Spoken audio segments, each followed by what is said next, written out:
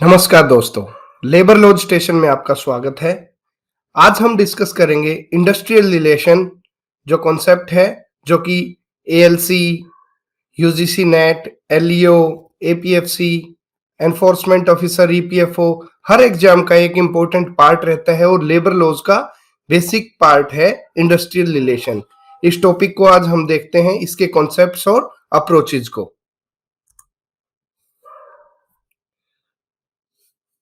क्या होता है industrial relation? What is industrial relations? Industrial relations can be defined as the relationship between the management and employees of any industry.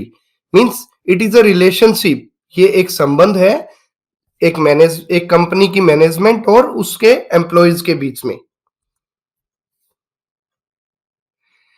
बहुत से thinkers हुए हैं, बहुत से सोशियोलॉजिस्ट और लेबर इकोनॉमिस्ट हुए हैं जिन्होंने अलग अलग डेफिनेशंस दी हैं इंडस्ट्रियल रिलेशंस की। आइए देखते हैं जो इंपॉर्टेंट डेफिनेशंस हैं इंडस्ट्रियल रिलेशंस की, वो क्या क्या है। जेटी डनलप ने बोला था कि industrial relation is the complex inter relation among the managers, workers and the agencies of government, कि ये एक कॉम्प्लेक्स इंटर रिलेशनशिप है between the managers of the industry means management, workers means जो कामगार हैं वो, and the agencies of government means state government, central government, जो भी गवर्नमेंट एजेंसीज हैं उनके बीच का इंटर रिलेशनशिप है। डेल योदर ने बोला था कि industrial relationship is the process of management dealing with one और मोर unions with the view to negotiate and subsequently administer collective bargaining agreement और labor contract। मतलब इंडस्ट्रियल रिलेशनशिप एक ऐसा प्रोसेस है जो मैनेजमेंट एक या एक से ज्यादा यूनियन, लेबर यूनियन बोल सकते हैं हम, ट्रेड यूनियन बोल सकते हैं, उसके साथ करती है इस इरादे से कि वो एक कलेक्टिव बार्गेनिंग या फिर एक लेबर कॉन्ट्रैक्ट के हिसाब से एडमिनिस्टर करेगा और उनको एक स्मूथ प्रोसेस रहेगा इंडस्ट्रियल प्रोडक्शन में। तो ये डेल योदर ने बोला था। थर्ड थिंकर है J Henry Richardson. J Henry Richardson ने क्या बोला था कि it may be referred to as an art, means ये एक कला है, the art of living together for the purpose of production. Means ये एक कला है जिसमें एक साथ रह के प्रोडक्शन को बढ़ाया जा सकता है। पर्पस ये होता है कि प्रोडक्शन बढ़ाया जाए, प्रोडक्शन लिया जाए। तो it is an art of living together. Living together means living together by the management as well as workers. International labour organization ILO जो है बॉडी, इंटरनेशनल लेबर ऑर्गेनाइजेशन, उसकी क्या डेफिनेशन है कि industrial relations deal with either the relationship between the state and employers and workers organization or the relationship between the occupational organizations themselves।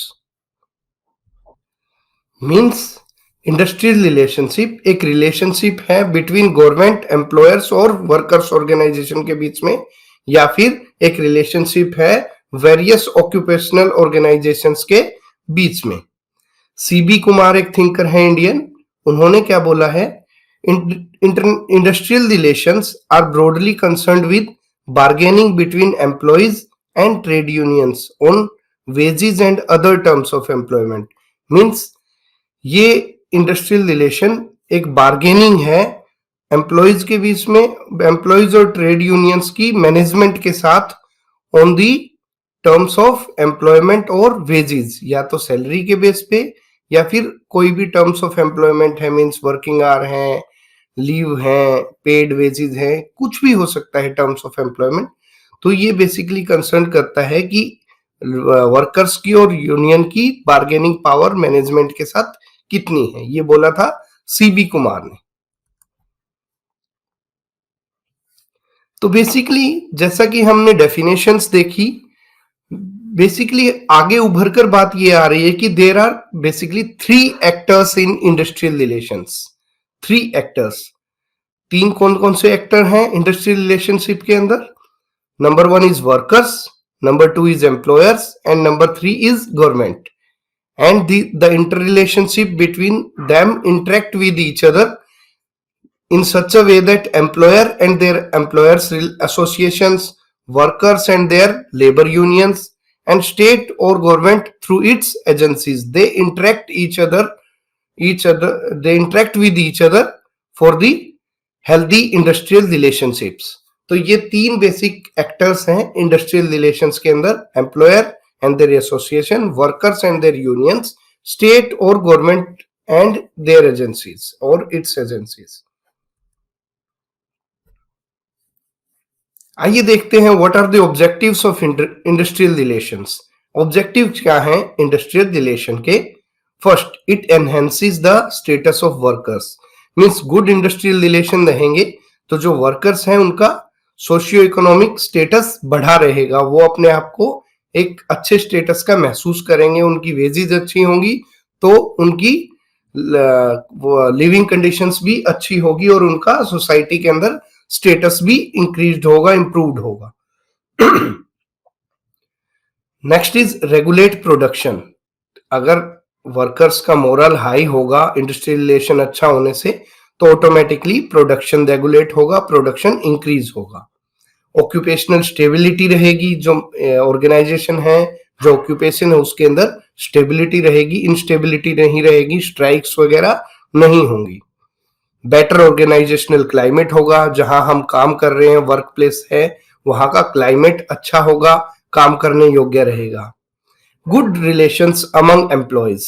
जो employees हैं whether of any hierarchy, whether manager, whether workers, whether technicians, whether sweeping cleaning staff, whatever the nature of employees are, तो उनके बीच के अंदर relationships बड़ा अच्छा रहेगा. They will have a good relation among each other. Increase productivity, obviously moral high होगा workers का due to good industrial relation, तो productivity automatically increase होगी. वो एक common motive की तरफ जाएंगे कि ज्यादा से ज्यादा प्रोडक्शन लेना है हमें हमारी इंडस्ट्री से. Enhance social responsibility. अच्छा इंडस्ट्रियल रिलेशन का एक ये भी ऑब्जेक्टिव है कि इट एनहांसेस सोशल रिस्पॉन्सिबिलिटी. वो सोशल रिस्पॉन्सिबिलिटी को भी इंक्रीज करता है. Improvement of economic condition of workers. ये हमने देखा कि अच्छा प्रोडक्शन होगा, इंडस्ट्रियल रिलेशन होगा तो अच्छा प्रोडक्शन होगा, अच्छा प्रोडक्शन होगा तो अच्छी वेजेस मिलेंगी बार्गेनिंग पावर से, और इससे वर्कर्स की इकोनॉमिक कंडीशन अच्छी होगी, इंप्रूव होगी. Next is to extend and maintain the industrial democracy. Industrial democracy क्या होती है कि एक इंडस्ट्रीज के अंदर मैनेजमेंट के साथ साथ वर्कर्स का भी पार्टिसिपेशन हो, वर्कर्स की वॉइस को भी सुना जाए, वर्कर्स का भी वोटिंग राइट्स हो और बोलने का अधिकार हो, पार्टिसिपेशन का राइट हो. तो to extend and maintain industrial democracy, अच्छे गुड इंडस्ट्रियल रिलेशन होते हैं तो वहां पे इंडस्ट्रियल डेमोक्रेसी मेंटेन रहती है. To avoid industrial conflict. जो भी मान लो कॉन्फ्लिक्ट हो जाता है, डिस्प्यूट हो जाता है, वो अगर अच्छे इंडस्ट्रियल रिलेशन होते हैं तो वहां पे इंडस्ट्रियल कॉन्फ्लिक्ट कम से कम होते हैं, आपस के अंदर डिस्प्यूट नहीं होता, स्ट्राइक्स नहीं होती, ले ऑफ नहीं होता. तो ये सब गुड इंडस्ट्रियल रिलेशन के परिणाम स्वरूप ही होते हैं. These are the objectives of good industrial relation. And last one is uninterrupted production. Means अगर स्ट्राइक नहीं होगी, डिस्प्यूट नहीं होगा तो अनइंटरप्टेड प्रोडक्शन रहेगा, बिना किसी रुकावट के प्रोडक्शन इंडस्ट्री में चलता रहेगा. अब नेक्स्ट टॉपिक पे आते हैं, approaches to industrial relation. There are multi dimensional approaches to industrial relation. कई तरह की इंडस्ट्रियल रिलेशन की अप्रोच हैं. आइए देखते हैं one by one. First one is unitary approach. जैसा कि नाम से भी मालूम पड़ता है, यूनिटरी मींस सिंगल. ये किसी एक सिंगल मोटिव की तरफ ले जाने वाली अप्रोच है. Let's look into that. The unitary approach is based on the strong argument that there is only one source of authority, that is management. Means it focuses on a single source of authority, management की. एक industry के अंदर जो authority power जो use करेंगे और जो होगी, जिसकी अथॉरिटी होगी, जो सोर्स ऑफ अथॉरिटी होगा वो एक ही होगी, वो है management, which owns and controls the dynamic of decision making in issues relating to negotiation and bargaining. Means management sole control रखेगी ऐसे डायनामिक्स पे जो डिसीजन मेकिंग के जो भी इश्यूज हैं, जैसे कि नेगोशिएशन और bargaining with respect to wages और टर्म्स ऑफ एम्प्लॉयमेंट, तो only single source of authority होगा management. Under unitary approach industrial relations are grounded in mutual cooperation, individual treatment, team work and shared goals. Means ये चार वो हैं इसके जो goals हैं, जो ये अप्रोच फोकस किस पे करती है, म्यूचुअल कोऑपरेशन पे फोकस करती है कि आपस में कोऑपरेशन करके प्रोडक्टिविटी इंक्रीज करें, इंडिविजुअल ट्रीटमेंट, टीम वर्क पे फोकस करती है, और शेयर्ड गोल क्या होता है, for the common interest of increasing productivity of the industries. So the underlying assumption is that everyone benefits when the focus is on common interest and promotion of harmony. मतलब कहने का ये है कि एक assumption के साथ चलते हैं, मैनेजमेंट की जो अथॉरिटी है उसके ऊपर बेस्ड रहेगा और मैनेजमेंट का सोल पर्पस होता है टू इंक्रीज द प्रोडक्शन, और उसी के हिसाब से वर्कर्स चलते हैं उसी म्यूचुअल कोऑपरेशन में और एक सिंगल मोटिव की तरफ, कॉमन इंटरेस्ट की तरफ कि ज्यादा से ज्यादा प्रोडक्शन बढ़ाना है. कॉन्फ्लिक्ट जो होता है, conflict in the form of strikes is not only regarded as necessary but destructive. यहाँ पे क्या हो है, जो स्ट्राइक्स वगैरह हैं या इंडस्ट्रियल कॉन्फ्लिक्ट है उसको डिस्ट्रक्टिव माना जाता है, उसको अवॉइडेड माना जाता है, वो अननेसेसरी माना जाता है, यूजलेस माना जाता है. The unitary approach is being criticized as a tool for seducing employees away from unionism and socialism. इसमें क्या होता है, as the source of authority is management होती है, तो इस यूनिटरी अप्रोच को क्रिटिसाइज इसलिए भी कहा जाता है कि मैनेजमेंट ल्यूर करती है एम्प्लॉयज को, सिड्यूस करती है एम्प्लॉयज को कि तुम यूनियन वगैरह मत बनाओ, सोशलिज्म यूनियनिज्म के चक्कर में मत पड़ो, और एक common interest that is maximisation of profit उसकी तरफ चलो. तो ये हमारी थी इंडस्ट्रियल रिलेशन की यूनिटरी अप्रोच. आइए देखते हैं प्लूरलिस्टिक अप्रोच क्या होती है. प्लूरलिस्टिक अप्रोच जो होती है वो टोटल यूनिटरी अप्रोच की ऑपोजिट होती है. The pluralistic approach totally departs from the unitary approach and assumes that the organisation is composed of individuals who form distinct groups with their own set of aims, objective, leadership styles and value proposition. मतलब वहां पे एक single गोल की तरफ जा रहे हैं, सभी का एक ही मोटो होता है, सभी का एक गोल होता है. लेकिन प्लूरलिस्टिक अप्रोच के अंदर क्या होता है कि हर इंडिविजुअल का, एक ऑर्गेनाइजेशन जो है वो अलग अलग इंडिविजुअल से भरी होती है जिनके अलग अलग ग्रुप होते हैं, अलग अलग एम्स होते हैं, हर इंडिविजुअल का अलग ऑब्जेक्टिव होता है, हर इंडिविजुअल की अलग लीडरशिप स्टाइल है, हर इंडिविजुअल की अलग वैल्यू प्रोपोजिशंस हैं. ये जो अप्रोच थी, इसके जो प्रोपाउंडर थे, इसको देने वाले थे, उनका नाम था KERR कर, जो इसके प्लूरलिस्टिक अप्रोच के प्रोपाउंडर थे. It was given by Kerr and this approach sees conflict of interest and disagreements between managers and workers over the distribution of profit as normal and inescapable. मतलब कहने का ये है कि ये जो अप्रोच है, जो यूनिटरी अप्रोच थी, वो स्ट्राइक्स और कॉन्फ्लिक्ट को नजरअंदाज करते हुए सिर्फ प्रॉफिट को देखती थी. लेकिन जो प्लूरलिस्टिक अप्रोच है वो प्रॉफिट को नजरअंदाज करते हुए कॉन्फ्लिक्ट ऑफ इंटरेस्ट और disagreement between managers and workers को मानती है कि ये इनएस्केपेबल है, ये मैंडेटरी है और ये ही इनएविटेबल है कि अगर अलग अलग टाइप के लोग अलग अलग एम्स और ऑब्जेक्टिव के साथ काम करेंगे तो उनमें कॉन्फ्लिक्ट ऑफ इंटरेस्ट भी होगा और डिसएग्रीमेंट भी होगा between the management and workers.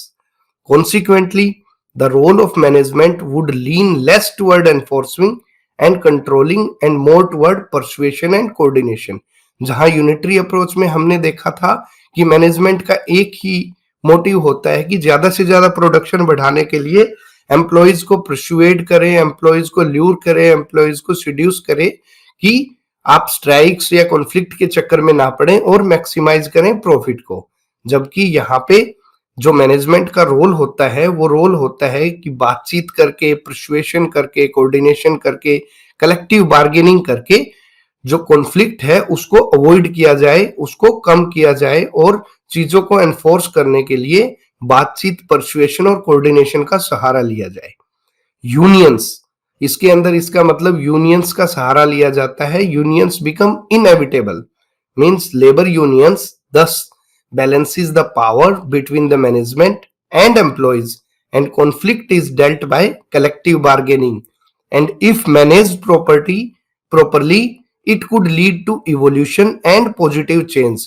मतलब ये है कि प्लूरलिस्टिक अप्रोच जो है उसके अंदर यूनियंस बहुत बड़ा पार्ट अदा करती हैं मैनेजमेंट और वर्कर्स के बीच में एक बैलेंस ऑफ पावर बनाने के लिए, और जो कॉन्फ्लिक्ट होता है उसको डील किया जाता है कलेक्टिव बार्गेनिंग से।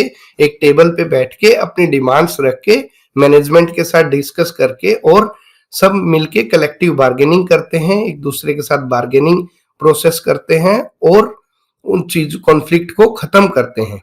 और अगर इस प्लूरलिस्टिक अप्रोच को अच्छे से यूज किया जाए तो ये it can lead to evolution and positive change. ये एक पॉजिटिव चेंज ला सकती है इंडस्ट्री के माहौल के बीच में और इंडस्ट्रियल रिलेशन के बीच में। नेक्स्ट हम देखते हैं जो अप्रोचेज टू इंडस्ट्रियल रिलेशन है उसके अंदर नेक्स्ट आती है human relations approach. Human relation approach HR से रिलेटेड अप्रोच है। This approach considers human resources to be human beings having various needs and motives. According to this, any conflict of industrial relation can only be managed by understanding and managing the dynamics of human behavior at individual, group and organization level. Means human relation approach जो industrial relation की है वो देखती है कि जैसे हर human being को कि जो बिहेवियर है उसको इंडिविजुअल लेवल पे समझा जाए, उसको ग्रुप लेवल पे समझा जाए और उसको ऑर्गेनाइजेशन लेवल पे समझा जाए। मींस अलग अलग एक इंडिविजुअल अलग अलग जगह अलग अलग टाइप से बिहेव करता है, तो ह्यूमन रिलेशन अप्रोच में हर इंडिविजुअल को उसके जो भी नीड्स है, चाहे एज जहां वो इंडिविजुअल एक्ट कर रहा है, जहां वो ग्रुप बिहेवियर में एक्ट कर रहा है या फिर वो ऑर्गेनाइजेशन के लेवल पे एक्ट कर रहा है, तो अलग अलग जगह पे उसके बिहेवियर को अलग अलग समझा जाए और उसको मैनेज किया जाए so that industrial relation improve हो। Next is Marxist approach. Marxist जो है कार्ल मार्क्स जो थे वो है इसके प्रोपाउंडर मार्क्सिस्ट अप्रोच के। ये इसको हम जैसे कार्ल मार्क्स एक रेडिकल थिंकर थे तो इसको हम ये इस अप्रोच को हम रेडिकल पर्सपेक्टिव भी बोलते हैं कि this is also known as radical perspective. The Marxist approach is based on the proposition that the economic activities of production, manufacturing and distribution are majorly governed by the objective of profit. Means जो economic activities हैं production की, manufacturing की, उनका soul मोटो है profit, एक single मोटो है profit. This approach focuses on fundamental division of interest between capital and labor and assumes that conflict is inevitable and labor unions are a natural response of workers to their exploitation by the capitalist। Means ये है कि इसमें Marxist बोलता है, क्योंकि Marxist की theory हमने अगर किसी ने पढ़ी है तो सोशियोलॉजी में आपने देखी होगी, इन्होंने डिवीजन ऑफ लेबर, इस टाइप का डिवीजन ऑफ लेबर का कॉन्सेप्ट दिया था। तो उसके अंदर क्या रहता है कि जो फंडामेंटल डिवीजन ऑफ इंटरेस्ट और लेबर रहता है वो कैपिटलिस्ट और लेबर क्लास के बीच में रहता है, जहां कैपिटलिस्ट का एकमात्र मोटो होता है मैक्सिमाइजेशन ऑफ प्रॉफिट और उसके बीच में ये लेबर क्लास के जो वेलफेयर प्रोविजंस है उसको नहीं देखते। तो इसके लिए मार्क्स ने ये बोला है कि कॉन्फ्लिक्ट इज इनएविटेबल, कि कॉन्फ्लिक्ट तो होगा ही होगा, क्योंकि कैपिटलिस्ट एक दिशा में चलेंगे for the maximisation of profit without taking care of labour's welfare.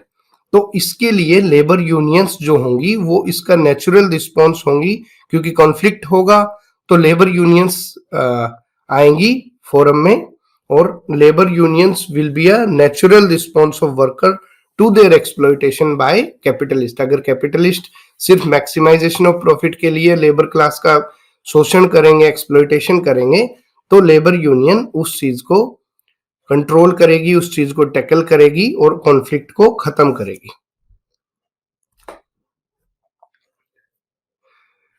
Next approach is psychological approach. This approach focuses on the perception of the management, unions and workers. Basically क्या है, ये जो साइकोलॉजिकल अप्रोच है, psychology से based है, ये क्या देखती है, मैनेजमेंट की साइकोलॉजी देखती है, वर्कर्स की साइकोलॉजी देखती है और यूनियंस की साइकोलॉजी देखती है। मींस ये उन लोगों का परसेप्शन देखती है।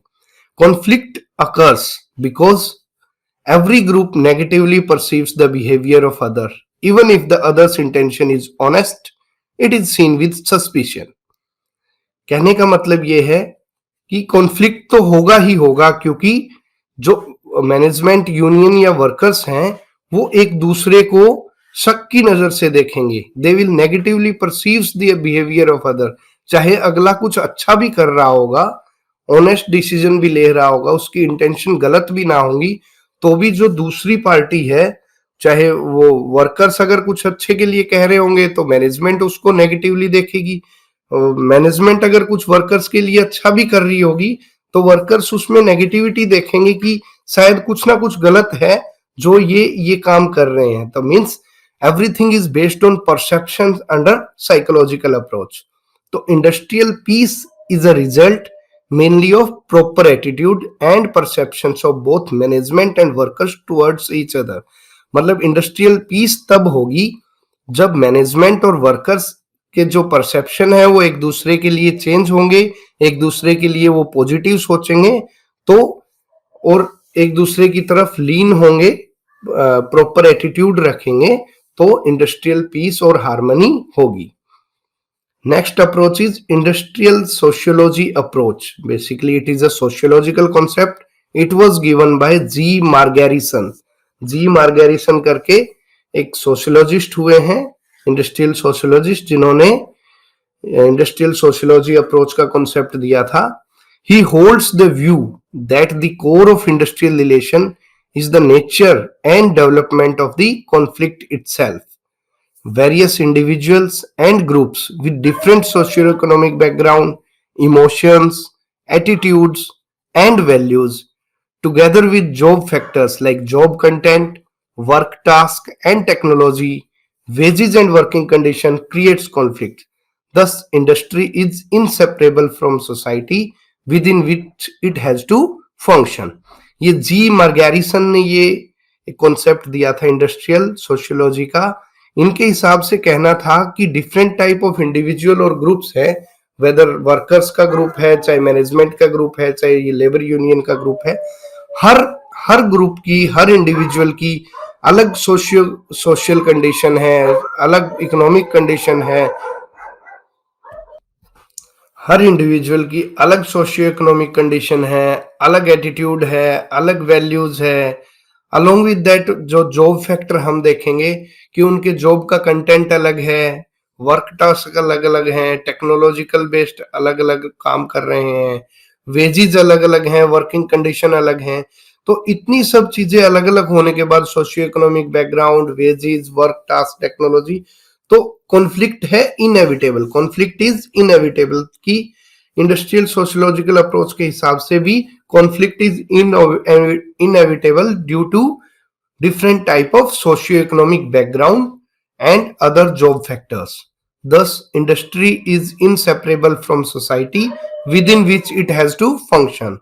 Means जो इंडस्ट्री है वो अपने आप को सोसाइटी से सेपरेट नहीं कर सकती। जो सोशियोलॉजिकल फैक्टर्स हैं जैसे कि emotions, attitude, values, technology, wages and working condition, उसके साथ उसको देख के ही इंडस्ट्री को चलना पड़ेगा।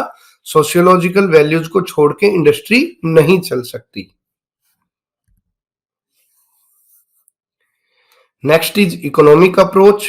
इकोनॉमिक अप्रोच के प्रोपाउंडर कौन है? John R Commons. John R Commons, जिनको हम father of US industrial relations भी बोलते हैं, जॉन आर कॉमन्स। इन्होंने 2 किताबें भी लिखी थी।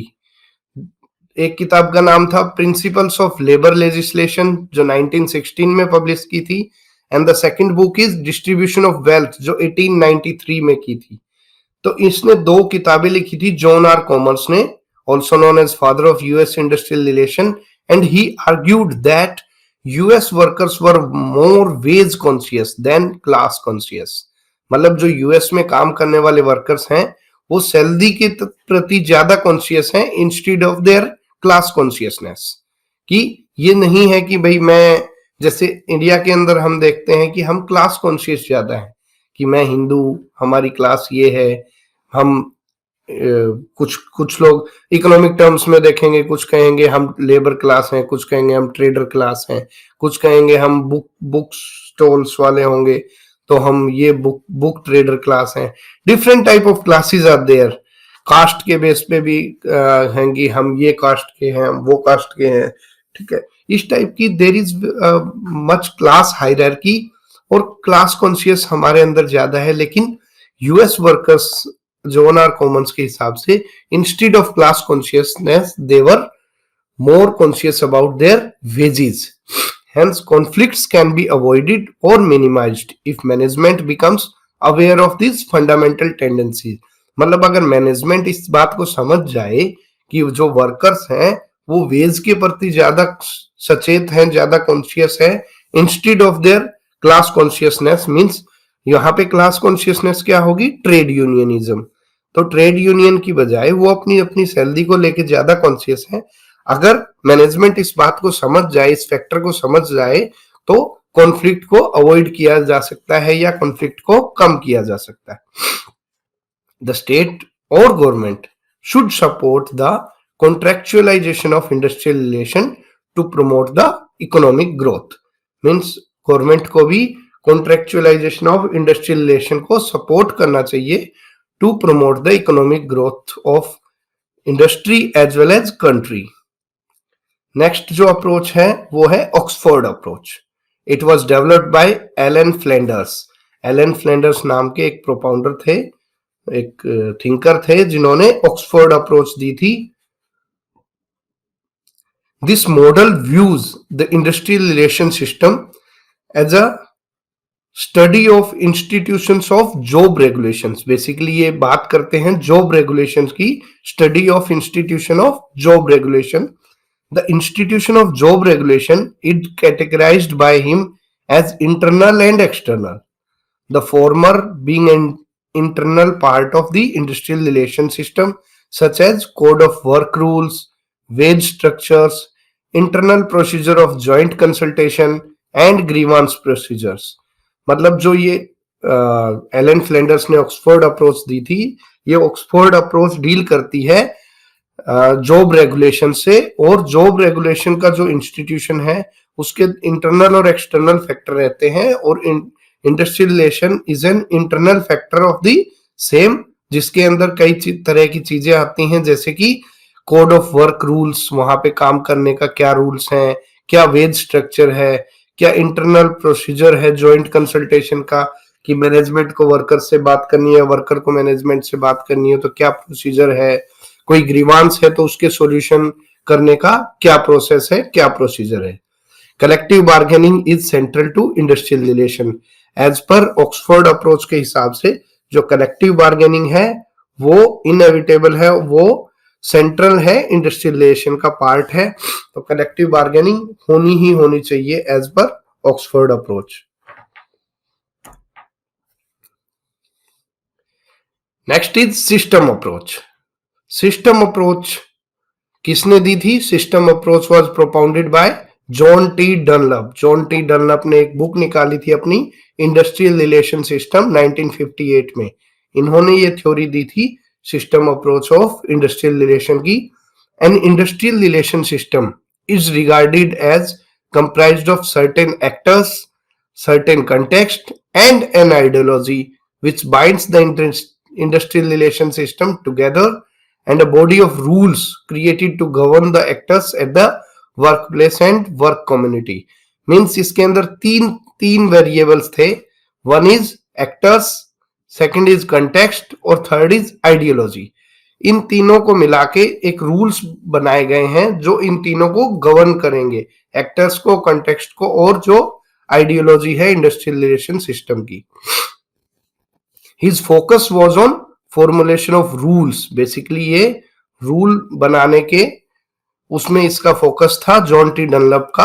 His focus was on formulation of rules in the industrial relation system which are the result of interplay of these three factors. तीन फैक्टर हमने जो देखे थे उनका इंटरप्ले है और उनको कैसे गवर्न करना है, ये रूल्स बनाना सिस्टम अप्रोच का मेन फोकस था।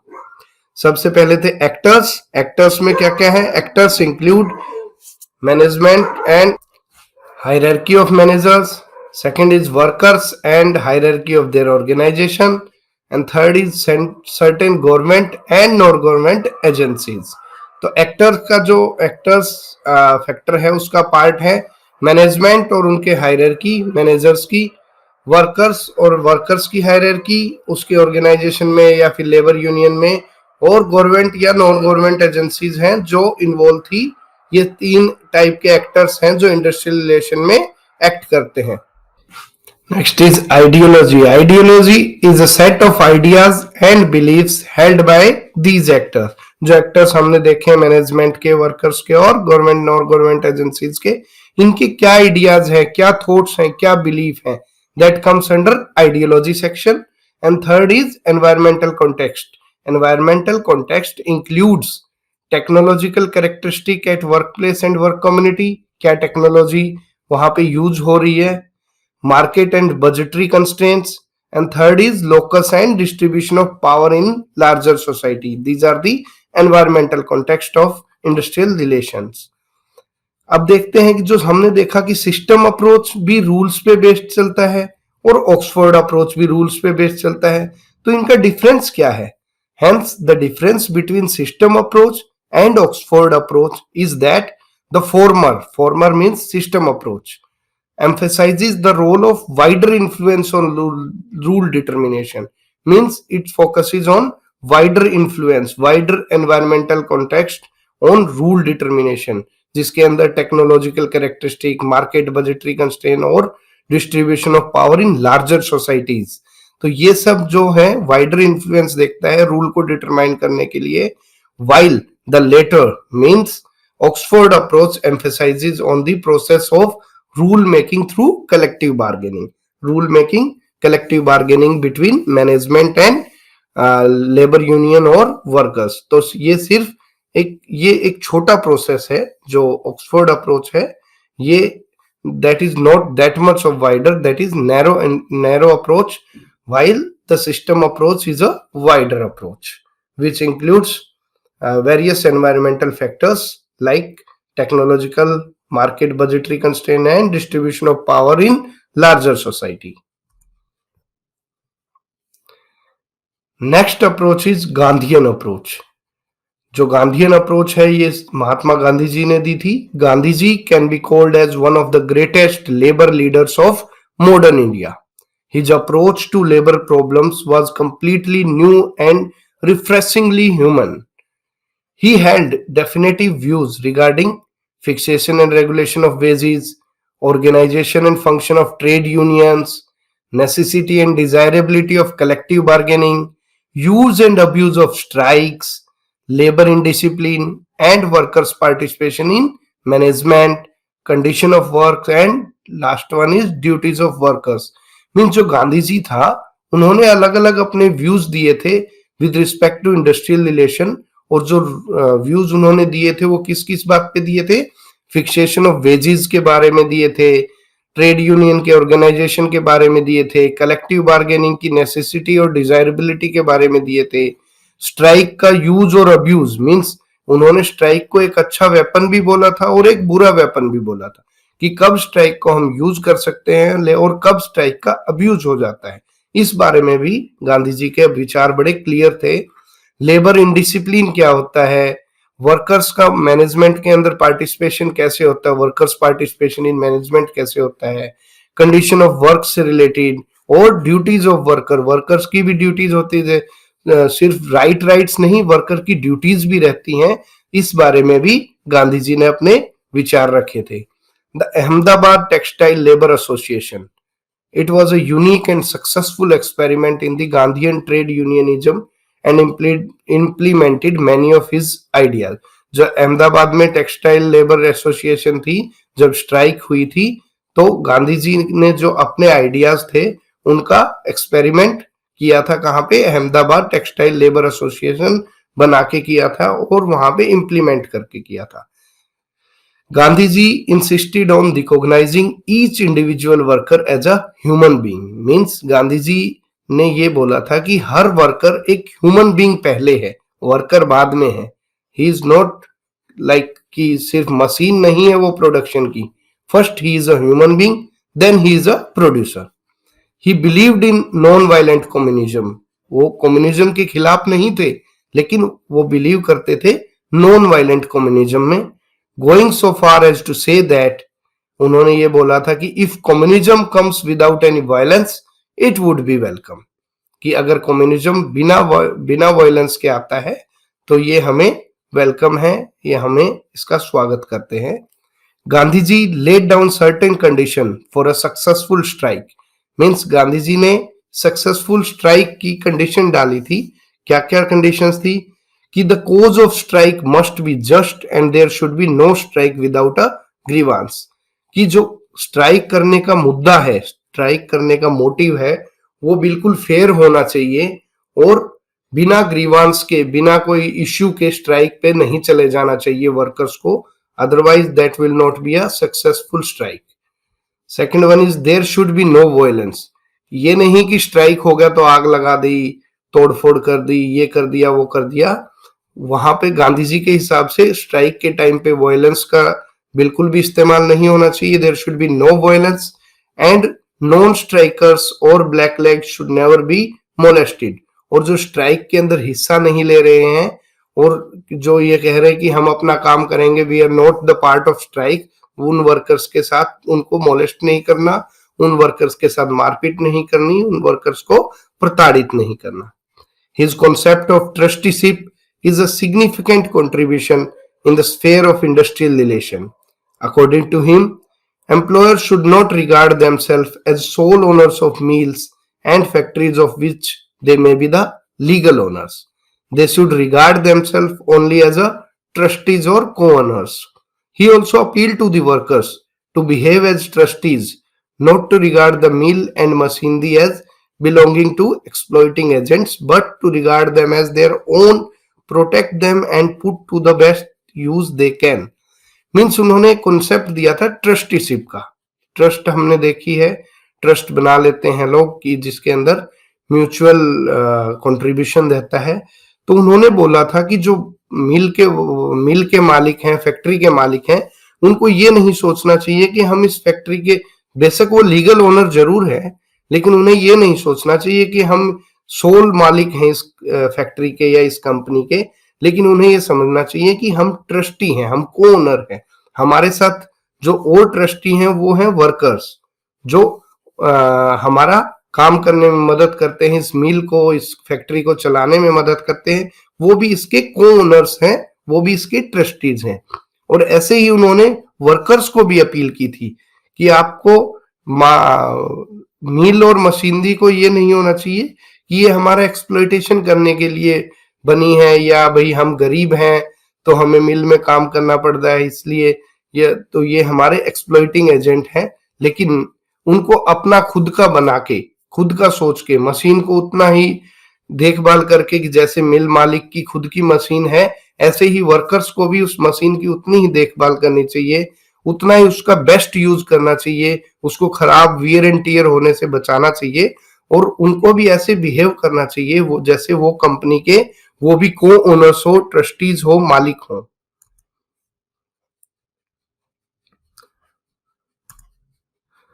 So if you like this video, don't forget to subscribe to our channel Labor Lodge Station. Thank you very much.